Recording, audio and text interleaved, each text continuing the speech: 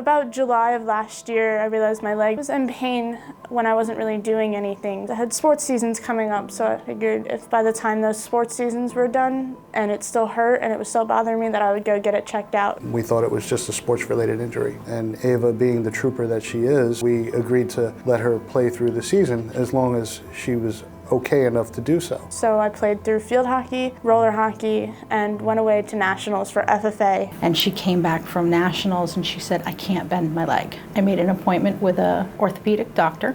The orthopedic doctor who took the x-rays said, these are very alarming. It was right behind my knee and it was growing on the surface of the bone and actually started growing back into the bone. And that's when the orthopedic doctor referred us to Morristown Medical Center for orthopedic oncology. No, she doesn't need an oncologist. What does she need an oncologist for? We went into that day thinking it's just sports related. We'll get this cleared up in no time. She's going to be fine. And we walked out of that doctor's office that day saying, our daughter has cancer. In an instant, our whole world got turned upside down. It was an osteosarcoma. We didn't have time to process any of this. We were running on adrenaline. There were times where we'd stay up at like 2, 3 in the morning just Googling, what does this mean? What does this mean? And just, just to have some sense of control. Got the biopsy and diagnosis on November 8th and then met everyone here on November 15th. We met with Dr. Lori, Anne Marie, Caitlin, who was the child life specialist, and there were at least 4 or 5 other people. We welcome the child life therapists and the social workers and the education specialists to all the medical meetings so they know everything that's going on and they know what our next goal is. You can't comprehend all that they're saying to you, so they actually slowed it down. They took a breath. Caitlin could see that Ava was getting upset, so she actually took her out of the room. I wasn't hearing what they were saying at all.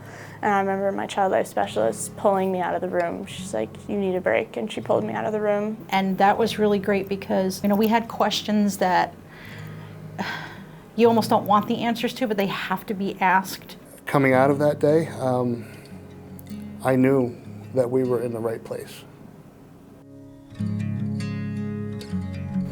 The treatment was really hard. Everything that could happen did happen. I wound up through the ER twice. We just woke up every day and just said, she's going to be okay. And I have to be strong for her. I can't let her see me be upset, because right now she needs somebody to be strong for her.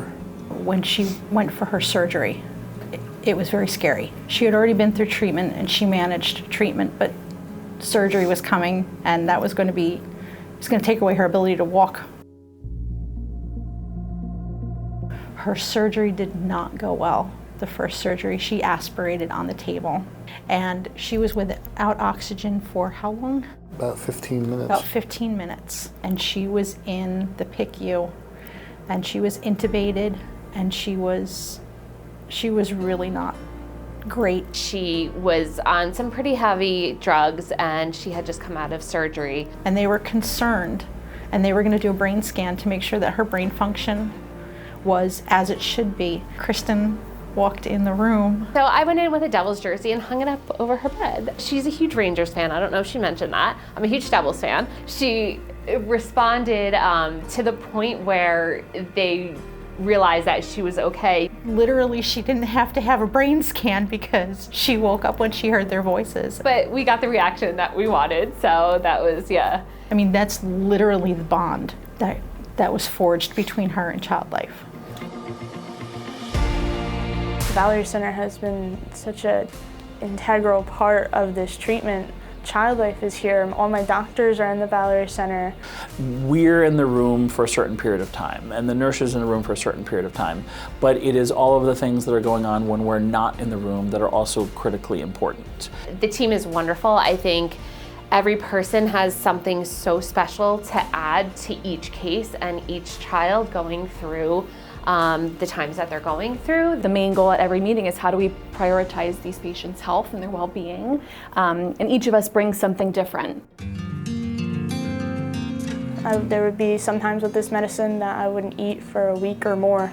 Chelsea, my dietitian, even when I was feeling nauseous and in pain, she would tell me what to eat, small, frequent meals is what she always said. Overall, my role was really to help Ava nutritionally during her treatment, especially when the chemo-related side effects would pop up. My educational liaison has helped me a lot with school. We had to make sure that you had the virtual option because you were in the hospital for a lot of your treatment. She helped me set up with my teachers so that I could work virtually on school and so that I could move on from my junior year with the rest of my class. Not being able to see a lot of my friends and not being able to play sports and not being able to be in school was really hard for her, and we spent a lot of time, coping. If I needed someone to talk to or vent to and didn't want to talk to my parents, I talked to Heather a lot, and I always looked forward to seeing her.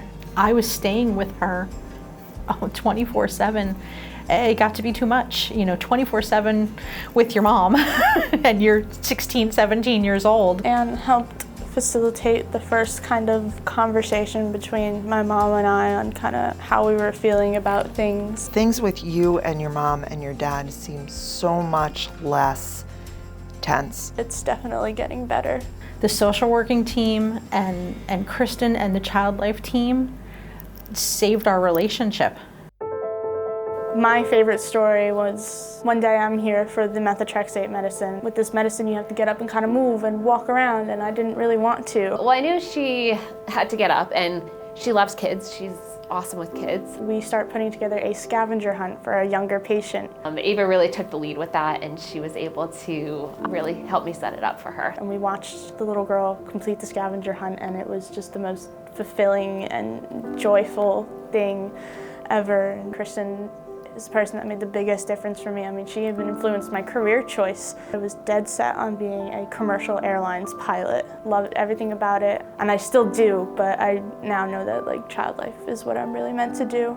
She will make a perfect child life specialist one day. September 15th, that was the last day of my treatment. And so this Friday will be 3 months into remission. If it wasn't for all the people here, I don't know if we would have made it through. We were treated from the very beginning, like we were family. They said from the very start that we don't just treat her cancer. We treat her as an entire individual, but we also treat the family. I will forever be grateful for her, and I will forever be grateful for the people at the Valerie Center.